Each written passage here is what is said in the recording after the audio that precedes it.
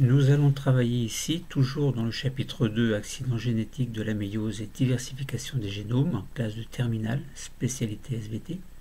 Donc nous allons travailler les familles multigéniques et l'évolution des génomes. Alors on a déjà fait un cours, le cours précédent, sur les familles multigéniques qui était en quelque sorte un cours de présentation. Alors quant aux connaissances, et plus spécialement si on s'intéresse aux familles multigéniques, on peut dire que des anomalies peuvent survenir au cours de la méiose. Bon, je ne reviens pas sur ce que c'est que la méiose, allez voir les autres cours. Notamment, il peut y avoir des crossing over inégaux. Ces accidents engendrent parfois une diversification importante des génomes et jouent un rôle essentiel dans l'évolution biologique. Alors c'est le cas de ce que l'on va voir aujourd'hui, donc les familles multigéniques, où nous allons prendre quelques exemples. Alors, donc l'objectif aujourd'hui, c'est de comprendre comment il est possible de reconstituer l'histoire de la famille multigénique des globines, ainsi que de mettre en évidence l'apport des duplications géniques pour l'acquisition de nouvelles fonctions biologiques et donc pour l'évolution des espèces. Alors les globines, vous vous souvenez ce que c'est, hein? Notamment on va parler de l'hémoglobine,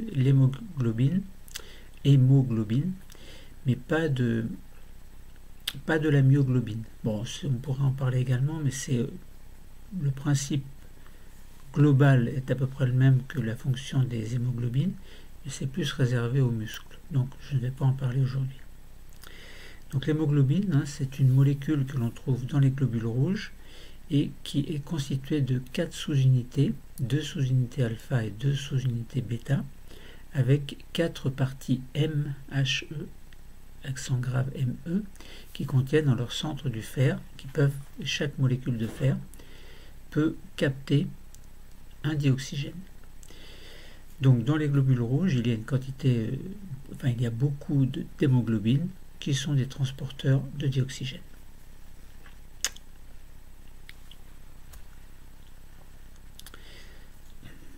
Alors, nous prendrons également un deuxième exemple concernant les hormones hypophysaires. Cet exemple va permettre de renforcer cette notion que nous venons de dire. Et on prendra également l'exemple de la famille multigénique des opsines chez les primates. Opsines chez les primates. Alors, donc nous allons étudier un premier document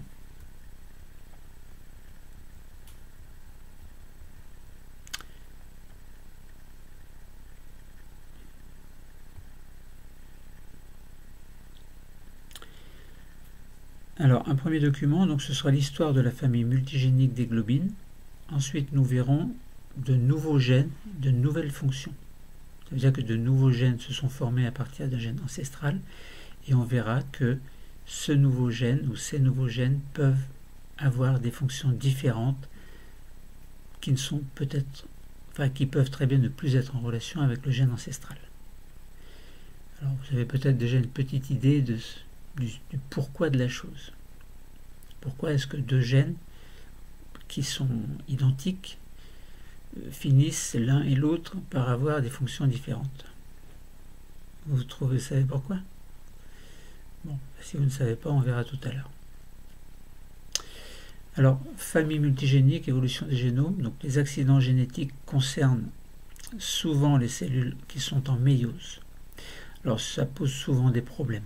Et en revanche, quelquefois, c'est plutôt avantageux dans l'histoire évolutive des êtres vivants. Donc, ça peut, entre autres, enrichir les génomes. Et dans ces conditions-là, tous les gènes qui dérivent d'un gène ancestral vont constituer un ensemble que l'on appelle une famille multigénique. Alors comment peut-on reconstituer l'histoire d'une famille multigénique et en quoi les duplications de gènes peuvent-elles jouer un rôle important dans l'évolution? Alors ce cours, il peut paraître simple, mais en fait il est quand même assez compliqué dans le sens où vous allez voir tout à l'heure que pour reconstituer des histoires évolutives, c'est pas forcément évident. Bon, je ne veux pas être défaitiste, hein, mais Je dis les choses telles que je le ressens pour expliquer, enfin je me mets à votre place. Bon.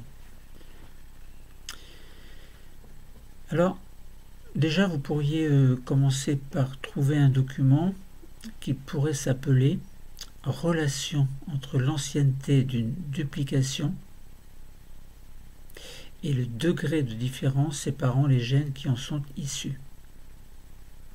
Donc ça donne un schéma global, en fait, du cas d'une duplication ancienne qui donne à la longue des gènes très différents, ou bien de cas d'une duplication récente qui peut donner des gènes peu différents. Donc on va expliquer ça tout à l'heure, mais déjà, je répète, trouver un document qui peut être, enfin dont le titre peut être « Relation entre l'ancienneté d'une duplication et le degré de différence séparant les gènes qui en sont issus ».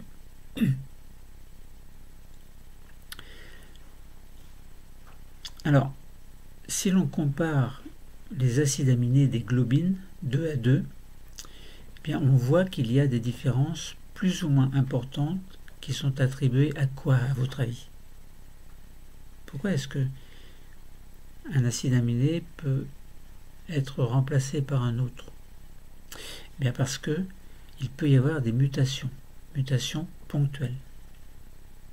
Donc s'il y a une mutation au niveau d'un ADN, par exemple, eh bien la répercussion sur les ARN messagers et sur les protéines est évidente. Donc on peut très bien remplacer un acide aminé par un autre, puisque les codons des ARN messagers seront changés.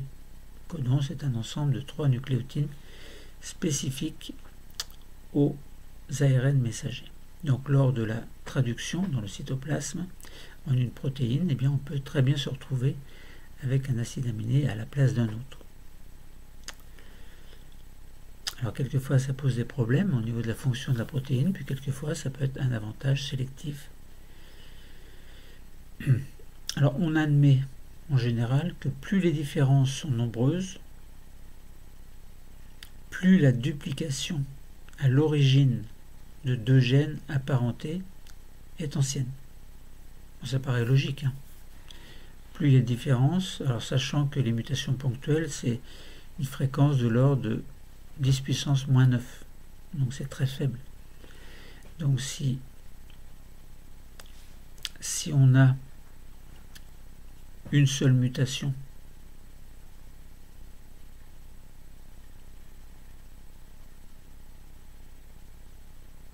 ça veut dire qu'on a un gène en fait, puis ensuite ce gène dans l'évolution subit une mutation. On aura 2 gènes à des fonctions qui peuvent être différentes. Puis si c'est ce deuxième gène qui a déjà subi une mutation, subit une 3e mutation. Donc on conservera toujours le gène qui n'a pas une mutation, mais il y aura au cours de la méiose, une formation de 4 gamètes.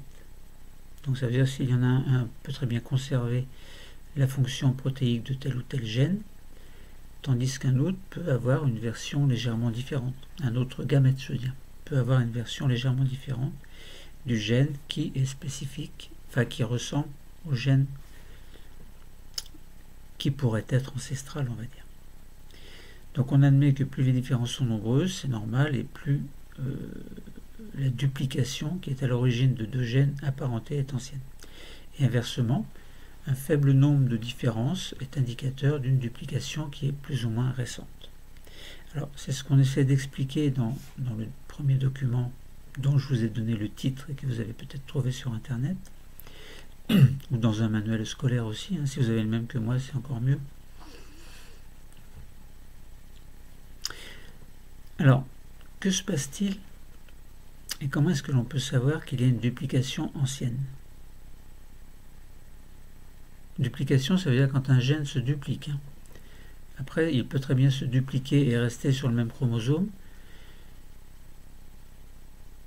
Enfin, un gène, s'il y a un gène, il se duplique. Donc on se retrouve avec 2 mêmes gènes.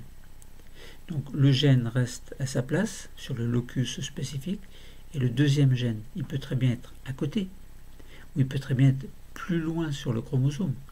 Donc on aura 2 gènes avec la même fonction. Mais on peut très bien avoir une duplication, le gène reste sur un chromosome et le deuxième gène va sur un autre chromosome.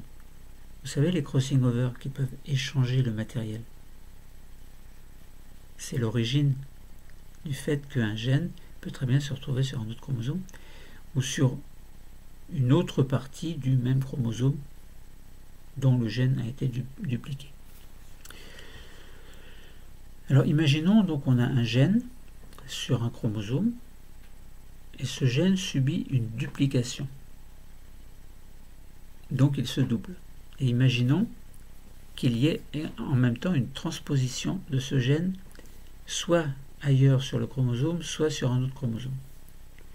Donc ça fait que, imaginons il est sur le même chromosome, mais à l'opposé du chromosome. Eh bien, le premier gène, le gène d'origine, peut très bien, au cours de l'évolution, donc de méiose en méiose, de génération en génération, peut très bien, à un moment donné, subir une première mutation. Bon, la mutation va donner à ce premier gène, on va dire ancestral, une fonction qui sera nouvelle ou bien qui ne changera pas.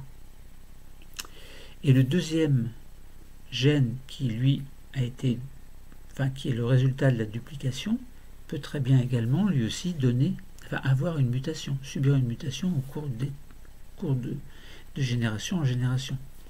Alors, les mutations correspondant à deux mêmes gènes ne sont pas forcément les mêmes, évidemment. Donc on peut très bien se retrouver avec deux gènes qui ont été résultat d'une duplication d'un gène ancestral, donc de deux gènes qui ont chacun subi une mutation et qui n'auront plus, de ce fait-là, la même fonction que le gène ancestral. Et puis au cours de l'évolution, chacun des deux gènes peut très bien subir d'autres mutations. Une première mutation, une deuxième, une troisième, ce qui fait qu'on obtient un gène, au final, au cours de l'évolution, donc un certain temps après la première duplication, donc ça peut être des milliers d'années, voire des millions d'années, mais se retrouver avec un gène dont la fonction est tout à fait différente de la fonction de départ du gène ancestral. Donc on peut se retrouver avec ces deux gènes qui ont chacun subi une série de mutations au cours de l'évolution, et ces deux gènes peuvent être très différents du gène ancestral, mais très différents entre eux également.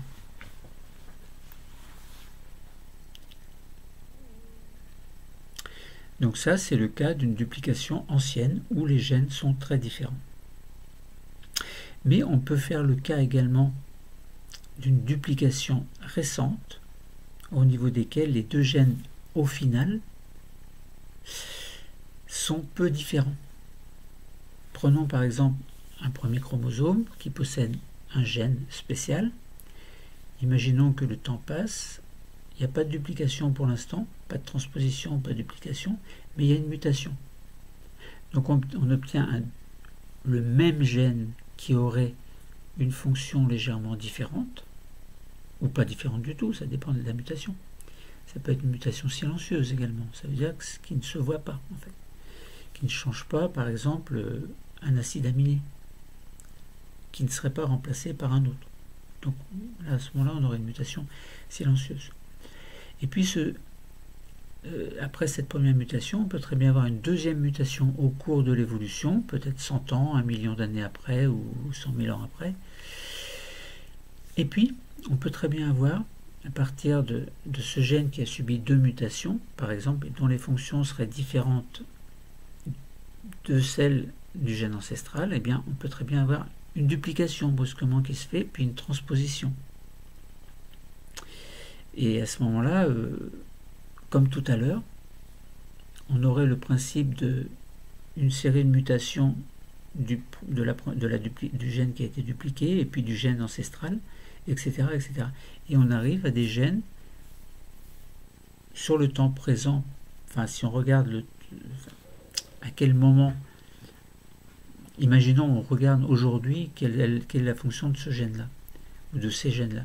Bien, par rapport à ceux qui étaient très différents précédemment, eh bien, on dit que les gènes ils sont peu différents parce que la duplication s'est faite un peu plus tard et qu'avant il y avait simplement des mutations, de simples mutations au rythme de 10 puissance moins 9, mutations aléatoires. Bon. En tout cas, là, ce qui est important à comprendre, c'est qu'on peut retracer de manière générale la relation entre l'ancienneté d'une duplication et le degré de différence séparant les gènes qui en sont issus.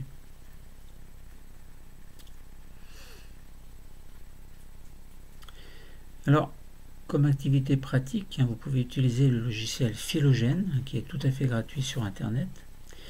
Alors, vous pouvez afficher les séquences des globines et la matrice des distances.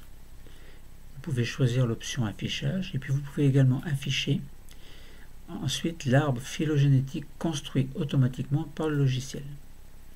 Alors, à remarquer que, bon, vous allez peut-être, si vous ne le faites pas, vous ne le faites pas, mais si vous le faites, sur un tel arbre, bien la longueur des branches horizontales est proportionnelle au nombre ou au pourcentage de différence entre les deux molécules situées aux extrémités.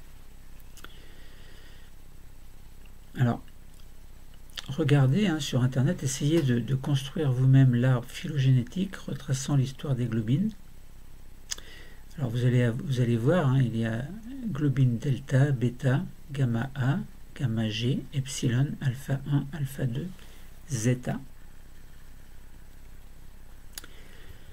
Et puis vous pourriez avoir également donc, la matrice des distances entre les protéines issues des gènes des hémoglobines et les valeurs correspondant au nombre d'acides aminés différents.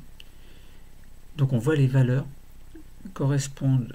qui correspondent au nombre d'acides aminés différents. Par exemple, donc ça j'en ai parlé dans l'autre cours déjà, je vous ai expliqué. Par exemple, imaginons on a la globine alpha 1. Alors en fait, la matrice, sur une ligne horizontale, il y a la série des globines qui est notée sur des colonnes, en haut d'une colonne en fait. Et puis la première colonne, elle, reprend le nom de toutes ces globines, et puis on trace une diagonale et les valeurs ne sont marquées que sur un triangle rectangle, et non sur la totalité du rectangle. Sinon, parce qu'on aurait des doublons, sinon. C'est-à-dire les valeurs qui seraient représentées plusieurs fois. Donc on dit que bon, il y a des valeurs à l'intérieur des cases, et ces valeurs correspondent au nombre d'acides aminés différents. Nombre d'acides aminés différents. Donc là, on est dans les séquences protéiques des différentes globines. Alors il y en a 1, 2, 3, 4, 5, 6, 7 et 8. Donc sur la ligne horizontale, il vous faut 8 colonnes. Et sur la première colonne, il vous faut également marquer toutes les globines.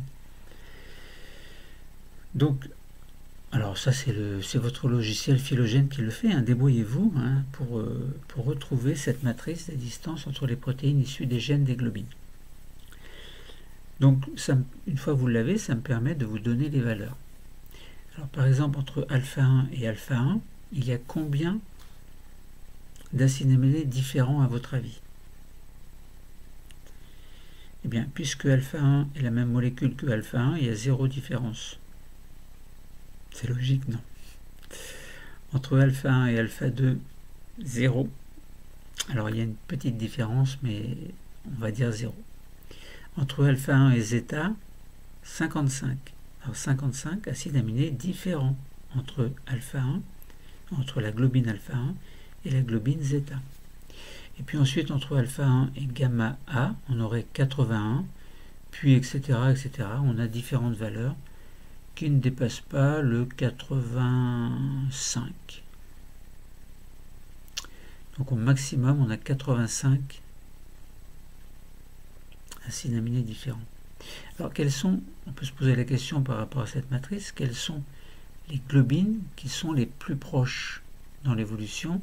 Eh bien ce sont celles qui ont le moins de différence. Par exemple ici, ce serait gamma A et gamma G. Il y a un seul acide aminé différent entre les deux. Puis ensuite, on pourrait voir par exemple quelle est la globine la plus proche. On peut prendre zeta par exemple. Bien, il y aurait 83. Alors il y en a plusieurs, hein. Donc c'est pas un bon exemple. Si je prends epsilon, on aurait bêta. Bon, etc., etc. Vous raisonnez comme ça, vous réfléchissez. Et ça permet en fait de construire indirectement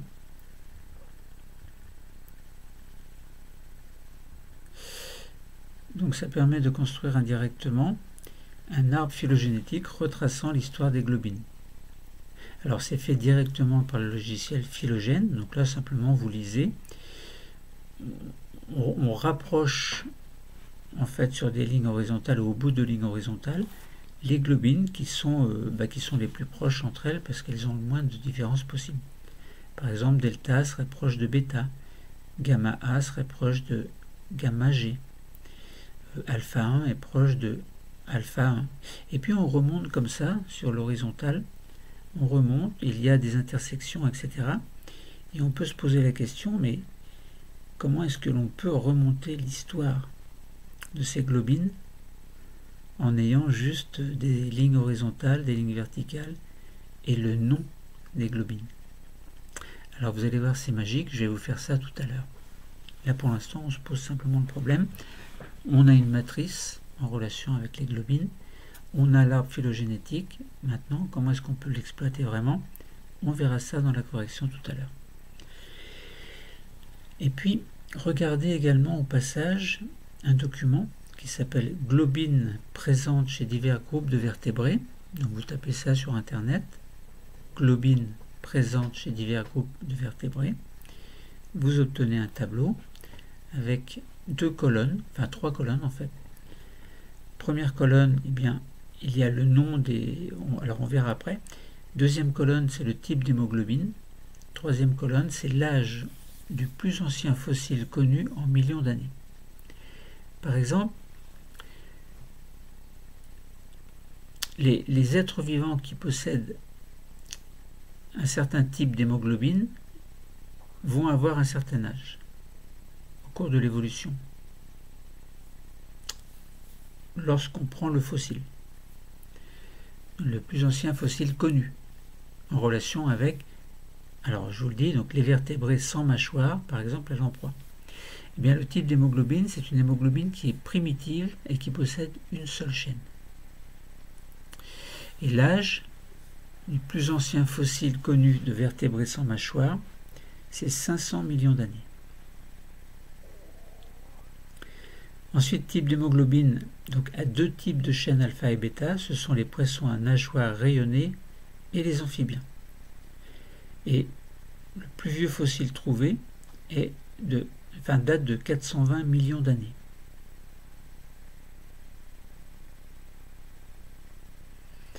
Ensuite, chaîne de type alpha, bêta, gamma, 320 millions d'années pour le plus vieux fossile, et ce sont les sauropsidés.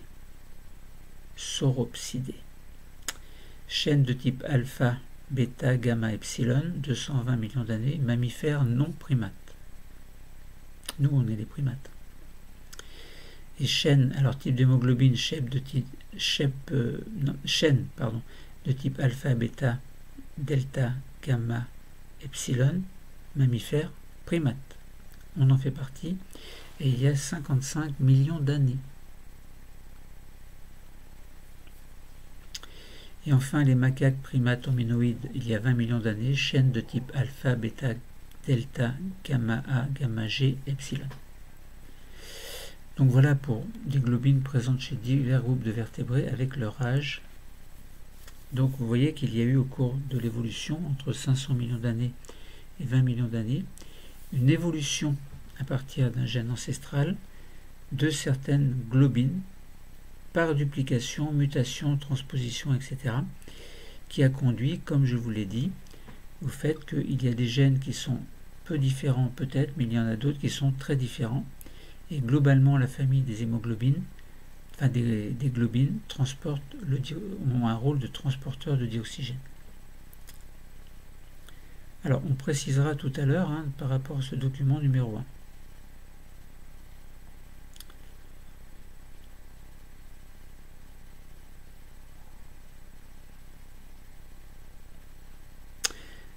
Alors, nouveau gène, nouvelle fonction. On prend l'exemple au niveau de l'hypophyse. L'hypophyse, alors c'est une petite glande située à la base du cerveau des vertébrés. Et elle est responsable de la production de nombreuses hormones. 3 d'entre elles sont codées par 3 gènes situés sur le chromosome numéro 20. Chromosome 20. Alors il y a d'abord l'hormone antidiurétique ADH, ensuite la vasotocine AVT et l'ocytocine OT. Alors vasotocine, AVT et ocytocine ont pratiquement le même rôle en relation avec la contraction de muscles, mais la vasotocine intervient dans le contrôle de la pression sanguine et provoque la contraction des muscles de la paroi des artères. Donc il intervient bien, cette vasotocine AVT, dans le contrôle de la pression sanguine. Tandis que l'ocytocine a aussi un rôle dans la contraction des muscles, mais elle provoque les contractions des muscles des voies génitales femelles, entre guillemets, puisqu'on parle des vertébrés. Et elle déclenche les contractions de l'utérus lors de la mise bas chez les mammifères. Quant à l'hormone antidiurétique, ADH, elle limite les pertes d'eau en activant une réabsorption de l'eau au niveau du rein, réduisant ainsi la quantité d'urine produite. Donc vous voyez, ces 3 hormones ont un rôle important.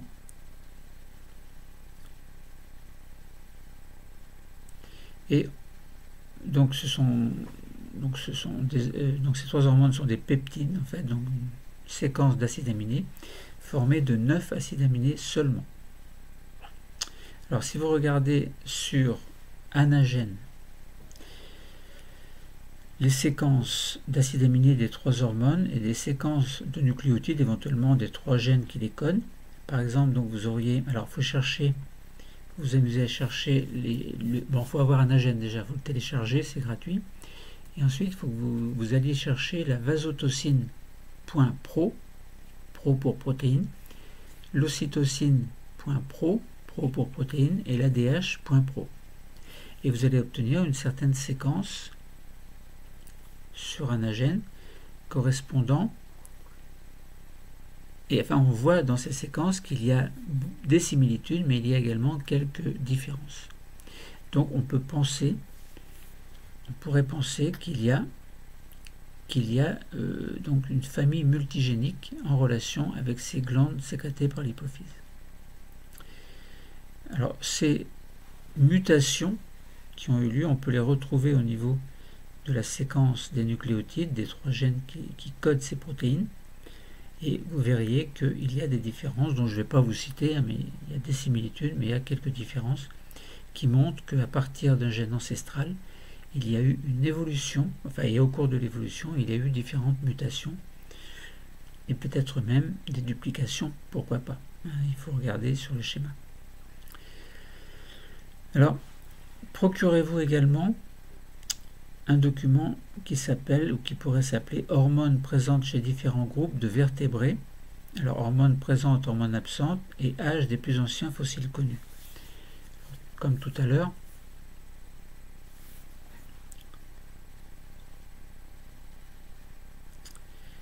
donc vous pourriez avoir devant vous un tableau. Il faut trouver lequel tableau. Je viens de vous le dire, hormones présentes chez différents groupes de vertébrés. Mais bon, c'est un tableau un peu spécial où on vous donne le nom des hormones, l'âge du plus ancien fossile connu en millions d'années, et puis les êtres vivants. Alors par exemple, pour poissons à nageoires rayonnées, il y a 420 millions d'années pour l'âge du plus ancien fossile connu. L'ADH, il n'y en avait pas. Alors c'est l'hormone antidiurétique. Il n'y en avait pas. Ocytocine, il n'y en avait pas non plus. Et AVT, il y en avait. Et quel est le rôle de AVT? Eh bien, l'AVT intervient dans le contrôle de la pression sanguine en provoquant la contraction des muscles de la paroi des artères. Donc on avait déjà dans ces poissons à nageoires rayonnées la présence d'une hormone qui était déjà sécrétée par l'hypophyse. Ensuite, les amphibiens, il y a 360 millions d'années, âge du plus vieux fossile. Alors il n'y avait pas d'ADH, pas d'hormones antidiurétiques, mais il y avait par contre AVT et OT, c'est-à-dire il y avait la vasotocine et l'ocytocine. Donc qui ont hormones qui ont tous deux un rôle dans les contractions de muscles. Et chez les sauropsidés, eh bien c'est comme pour les amphibiens, mais sauf que il y a 320 millions d'années au lieu de 360, on a retrouvé le plus vieux fossile. Et alors, il n'y avait pas d'ADH, par contre, il y avait AVT et OT. Donc, vasotocine et ocytocine étaient présentes. Chez les mammifères, donc chez les premiers mammifères, il y a 220 millions d'années, eh bien, on se retrouvait avec les trois types d'hormones, donc ADH, AVT et OT. Donc, hormones antidiurétiques ADH, vasotocine AVT et ocytocine OT. Alors maintenant, essayons de répondre à quelques questions. On a présenté les documents de manière très simple. Maintenant, il va falloir expliquer le raisonnement qui va permettre de construire l'arbre phylogénétique qui illustre l'histoire des globines. Vous allez voir, c'est pas facile. Bon, je ne veux pas être pessimiste, hein, mais bon, préparez-vous à être concentré, c'est ça que je veux dire. Présenter cet arbre en y indiquant les phénomènes accidentels qui se sont produits et en le complétant avec des repères temporels.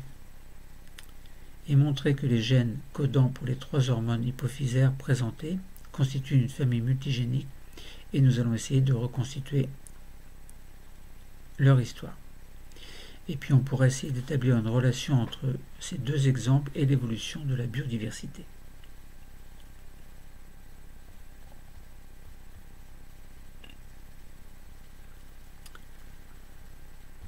Alors allons-y.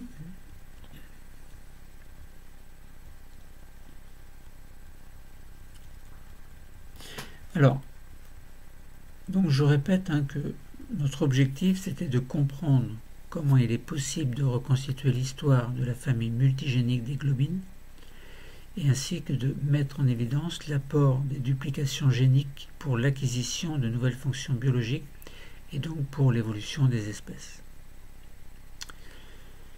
La famille multigénique des globines humaines résulte d'une longue histoire évolutive. Bon.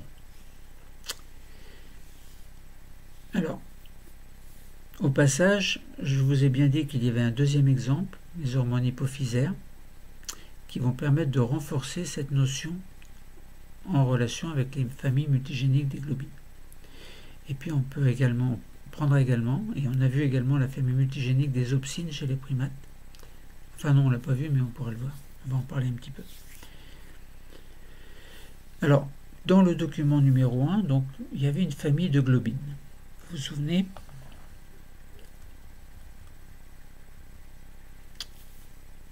Donc, nous allons essayer de présenter son histoire à cette famille des globines.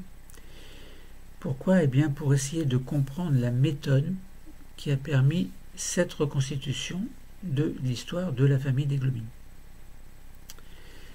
Alors pour cela, eh bien l'arbre phylogénétique est présenté. Vous l'avez devant vous, j'espère. Vous allez voir sur Phylogène comme je vous ai dit, et vous devez l'avoir. Sinon, vous allez avoir du mal à comprendre.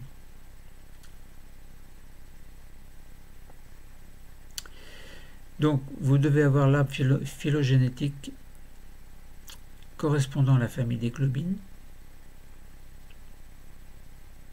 ainsi que la relation entre l'âge d'une duplication et le degré de différence entre les gènes qui en sont issus. La mise en relation de ce document et de la matrice des différences et cette matrice des différences donc permet de comprendre l'arbre proposé, c'est-à-dire que les valeurs les plus faibles de la matrice correspondent aux globines les plus proches dans l'arbre phylogénétique, aux extrémités des branches les plus courtes. Ça, c'est important à savoir. Donc, je répète que la mise en relation entre l'arbre phylogénétique, la matrice et puis les âges éventuellement permettent de dire que les valeurs les plus faibles de la matrice correspondent aux globines les plus proches dans l'arbre, aux extrémités des branches les plus courtes. Alors, on peut aller encore plus loin et on peut situer dans le temps les différentes duplications, ce que l'on va faire tout à l'heure, ayez ça à l'esprit. On peut relier cet enrichissement du génome au mode d'approvisionnement en dioxygène en fonction du milieu de vie, parce que les globines ont toutes plus ou moins le même rôle. Ensuite, on verra dans l'activité suivante donc un autre exemple de la famille multigénique dans le but de faire émerger l'intérêt évolutif des mécanismes présentés précédemment en relation avec les globines, c'est-à-dire l'acquisition de nouvelles fonctions.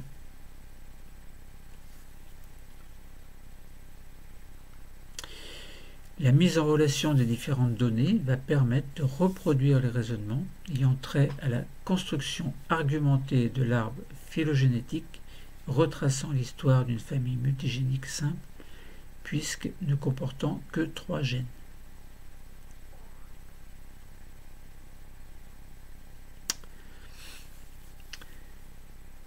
Donc on va pouvoir comparer au niveau moléculaire et au niveau génique, ainsi que dater des duplications.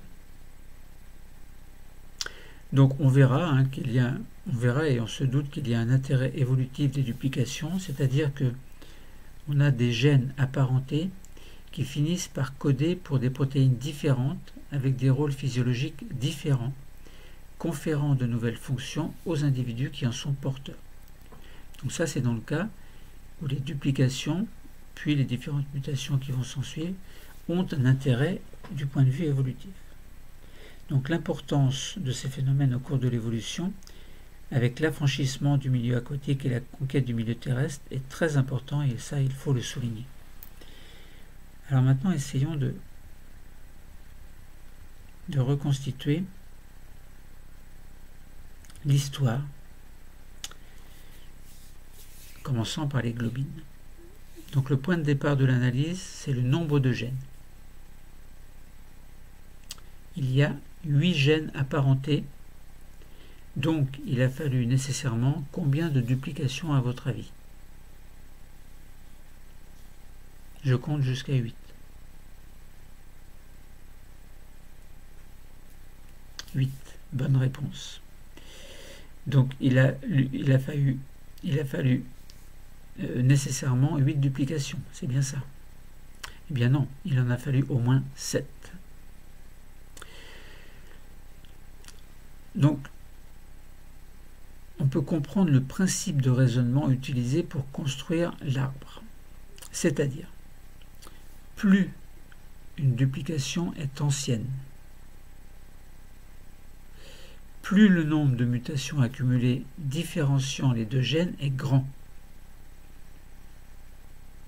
Et inversement. Donc ça paraît logique. On en avait déjà parlé tout à l'heure. Donc il suffit de partir de la matrice des différences et de prendre les valeurs de la plus faible à la plus élevée. Et alors, dans ces conditions, les deux globines les plus proches sont lesquelles à votre avis? Si vous avez les documents devant vous, au niveau de la matrice, vous devez voir que les deux globines les plus proches sont alpha 1 et alpha 2. Elles sont identiques.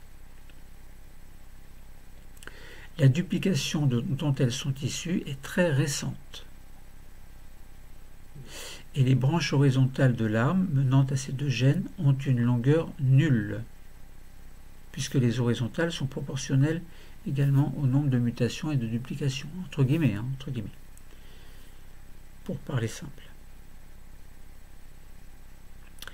Donc cette longueur est proportionnelle, cette longueur de l'horizontale est proportionnelle au nombre de mutations, mais là, comme la duplication dont elles sont issues est très récente, les branches horizontales de l'arbre menant à ces deux gènes ont une longueur nulle. Bon, c'est ce qu'on vient de dire. Par le même raisonnement, on peut identifier l'avant-dernière duplication. Donc on a une ressemblance gamma A et gamma G.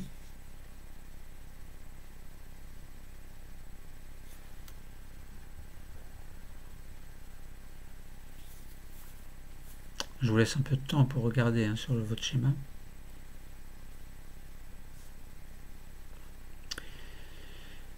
Donc, par le même raisonnement, on identifie l'avant-dernière duplication, ressemblance gamma et gamma G, donc qui est récente également. Un peu moins que pour alpha 1 et alpha 2, mais quand même assez récent. Puis, celles conduisant plutôt à delta et bêta. Ensuite, gamma et epsilon, bêta et... Alors, non, je me suis trompé là. Donc, on a d'abord alpha 1, alpha 2. Ensuite, on a gamma, gamma G. Puis ensuite, on a delta et bêta. Ensuite, gamma et epsilon. Puis bêta et gamma. Puis alpha et zeta. Et enfin, alpha et bêta.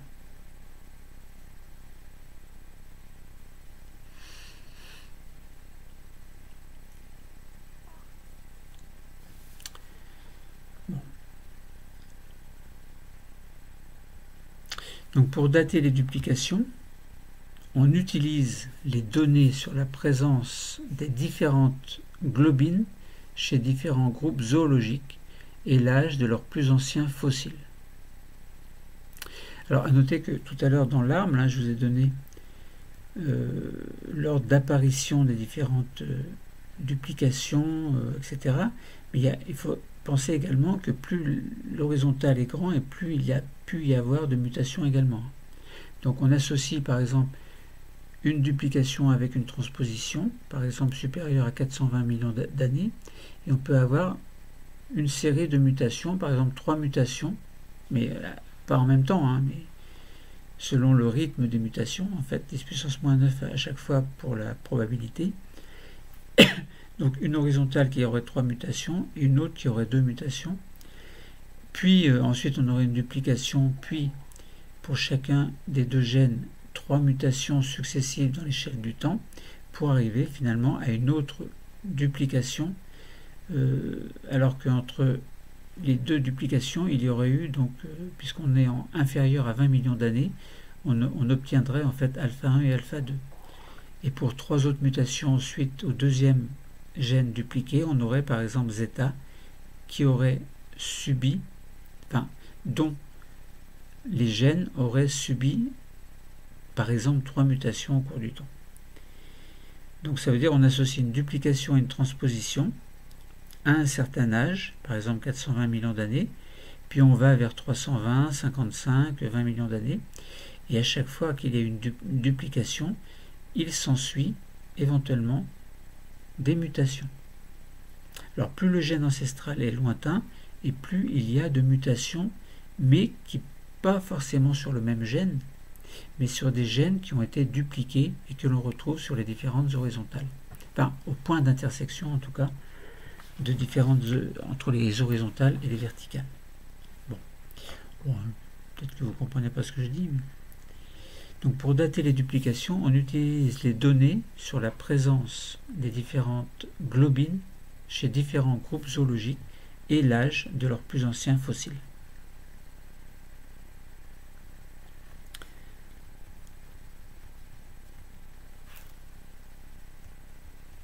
Alors, la présence de 2 globines n'apparaissant qu'avec les poissons à nageoires rayonnées, la duplication la plus ancienne date donc de plus de 420 millions d'années.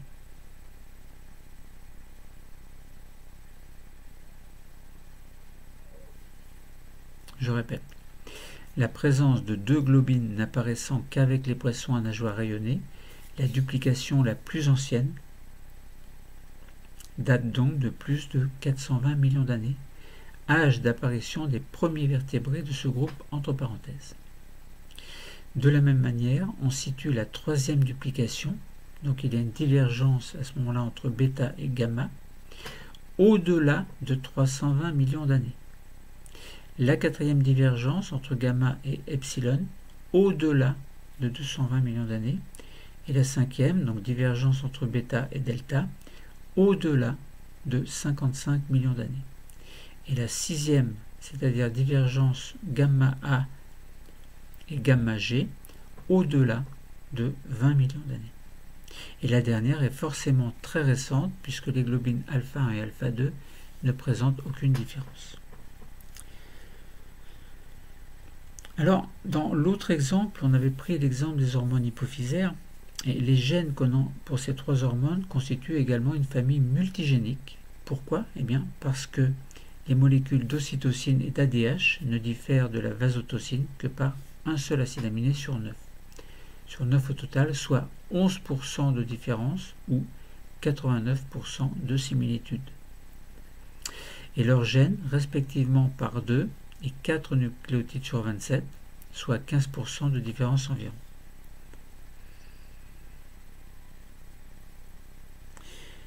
Les 20% de ressemblance requis sont largement atteints. Donc on est bien dans une famille multigénique. Donc les amphibiens sont les plus anciens vertébrés. Alors vous avez les documents, hein, sinon vous n'allez pas comprendre. Les amphibiens sont les plus anciens vertébrés à posséder une seconde hormone, ocytocine. La duplication donnant OT et AVT, donc ocytocine et vasotocine, est donc antérieure à leur apparition et date donc de plus de 360 millions d'années. L'ADH étant présente chez les mammifères seulement, elle est issue d'une duplication datant de plus de 220 millions d'années. OT, l'ocytocine, et ADH, l'hormone antidiurétique, ressemblant plus à AVT qu'elles ne se ressemblent entre elles, elles sont toutes deux issues de la duplication du gène AVT, donc ocytocine.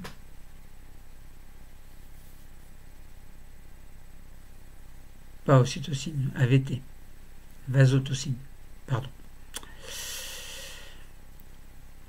Alors donc l'histoire probable de cette famille peut donc être représentée. On a d'abord le gène ancestral, puis on a AVT, alors le gène correspondant à AVT. Il y a 360 millions d'années, une duplication. AVT reste AVT pour certains êtres vivants, mais comme il y a eu une duplication et une mutation, on se retrouve avec OT également. Donc ça veut dire qu'à partir de AVT, on conserve AVT, mais la mutation a donné OT. Parce que la duplication donnait AVT et AVT. Mais un AVT n'a pas subi de mutation, et l'autre AVT a subi une mutation, qui a donné OT, l'ocytocine. Alors vous vous souvenez, hein, les deux interviennent dans la contraction musculaire. Donc c'est une petite parenthèse. Ensuite, OT n'a pas donné d'autres mutations jusqu'à aujourd'hui. Mais AVT a subi une duplication. Donc on se retrouve avec deux AVT. Et un des deux AVT a donné l'ADH. ADH, hormone antidiurétique. Tandis que l'autre a été conservé en l'état. Donc à partir d'un gène ancestral, on obtient AVT. Et on retrouve actuellement AVT avec en plus OT et ADH. Donc on est bien dans le cas d'une famille multigénique.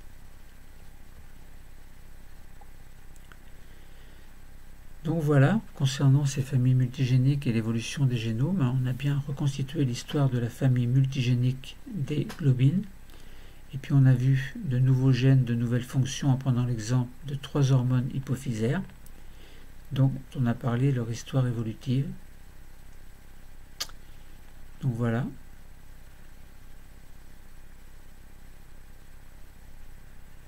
Alors on aurait pu parler d'autres familles multigéniques également, mais bon, on ne peut pas tout traiter. Donc je pense que j'ai rien oublié, je vérifie.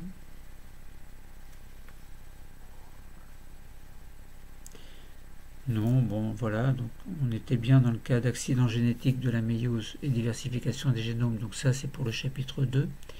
Et on a travaillé spécialement sur la famille multigénique et sur l'évolution des génomes aujourd'hui. Et le cours est terminé et je vous remercie.